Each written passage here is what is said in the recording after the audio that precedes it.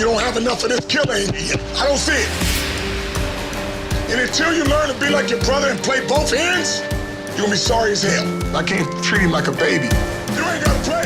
He has to grow up really fast if he wants to hang with his brothers.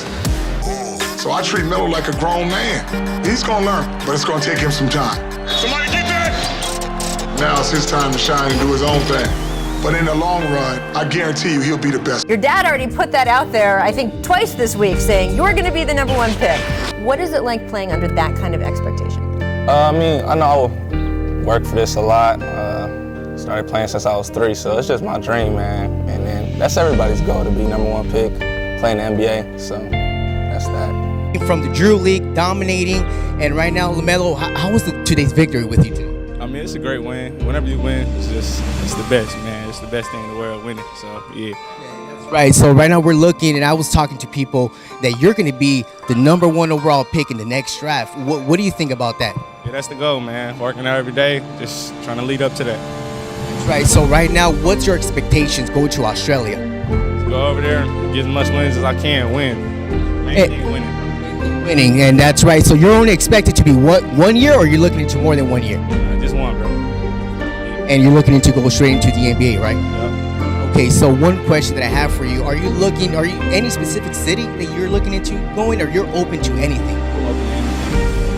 Yeah. And LaMelo, real quick, want to talk about Lonzo, your brother, his expectations, moving over to New Orleans now. What do you think about his move to New Orleans and teaming up with Zion, who you played with before? I think it's a great start. It's a real fast team. I think it fits Lonzo. I think he's going to show a lot. And what do you see about Lonzo that, others don't see? Like, we don't see stuff, but you're his younger brother. You've seen a lot from the very beginning. What do we expect from Lonzo in the next upcoming years in the NBA? Real fast-paced, what pass, and he could shoot really, but he ain't been showing that lately, but he really can shoot. And I've seen that, because he can really shoot. And with you, I was talking to your father last time that you are one of the best shooters from all three, but he's like, no. He's like, what about Jello? And I was like, man, Jello can shoot, but honestly, the way you play, the way you shoot off the dribble, is just amazing, spectacular. So that's why I know that your style of game is really going to fit in the NBA. Any last words that you have to say to any of your fans out there, your expectations for LaMelo Ball in the future? Pretty much is thank you for all my fans and keep grinding. That's it. Yep. So your youngest has had to take a bizarre path to the NBA. Took the best path. Well, is it? Yes. Why? Because, he got to focus completely on basketball. Right. Now, back in the day, well, I ain't going to say back in the day, most of the guys that play in Europe, they started playing professionally at 14, 15 years old. Right. So now, if I take my son, who's an American, and take him over there to Lithuania to let him get involved in this early. So now, Melo's not doing a term paper and chemistry test and all that. He's focusing, concentrating only on basketball. So was Lithuania good for him, for his development? It was great for him. If you're just waking up out of a hotel and you get to practice twice a day, as opposed to studying for a Spanish test and you never even gonna take Spanish. So now you're playing against grown men, and Melo got a taste of what all superstars have to get a taste of, and this is what I mean. When you're in high school, you're the all-star. Right. But then when you go to college and you're not that guy, and you feel that you're that good, you have to take a back seat. Right. Now, let's say the other kid, R.J. Hampton, went over there to Australia. Yep. Awesome high school player. Right. But when you got over there to Australia, you're like, God dang, why am I not playing? I'm coming off the bench, I'm doing a little bit of stuff here and there, and you're thinking that's it. Melo already did that in Lithuania. Right. He was the best point guard, but the coach is like, you're not even gonna get in the game. Right. So Melo went through that little thing when he was 15, 16 years old. That rubbed you the wrong way as dad. It's going to rub you the wrong way. Well, everybody's father's like, man, when you see your kid being a superstar and all of a sudden you sit on the bench, right.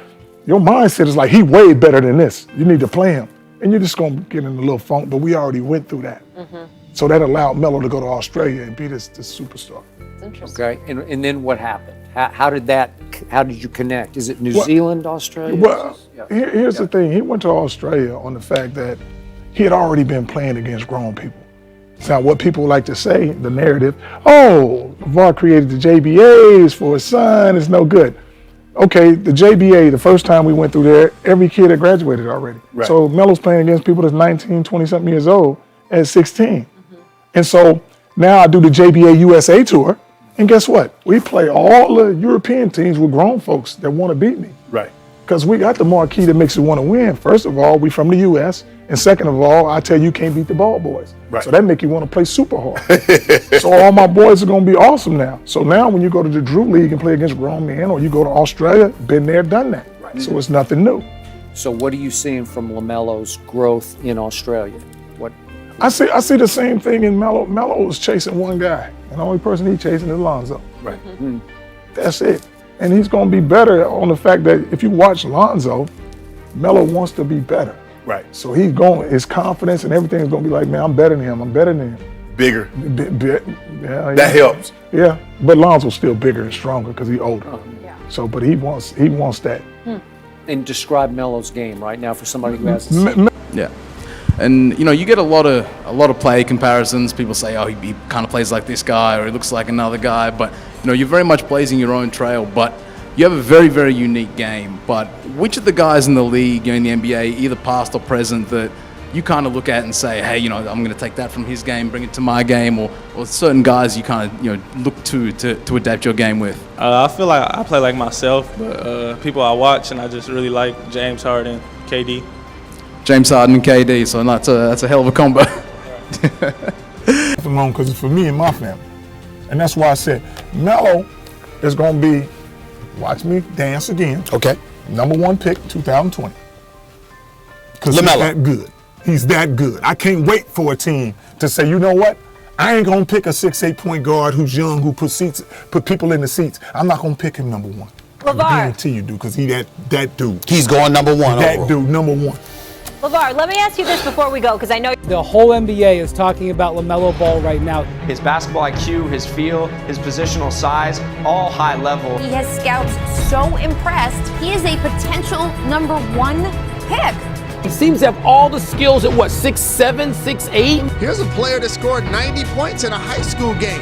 LaMelo Ball is the guy that NBA scouts are going to be traveling across the globe to watch. I mean, his basketball IQ being 6'7", being able to play pick and roll and pass the way he does, I mean, that's just special. Ball with the steal and the jam! It's been a windy road with a chaotic pit stop in Lithuania, but LaMelo Ball is arguably the most talented prospect in the entire 2020 draft class and a potential #1 pick, thanks to his elite basketball instincts and creativity at 6'7". Brooks.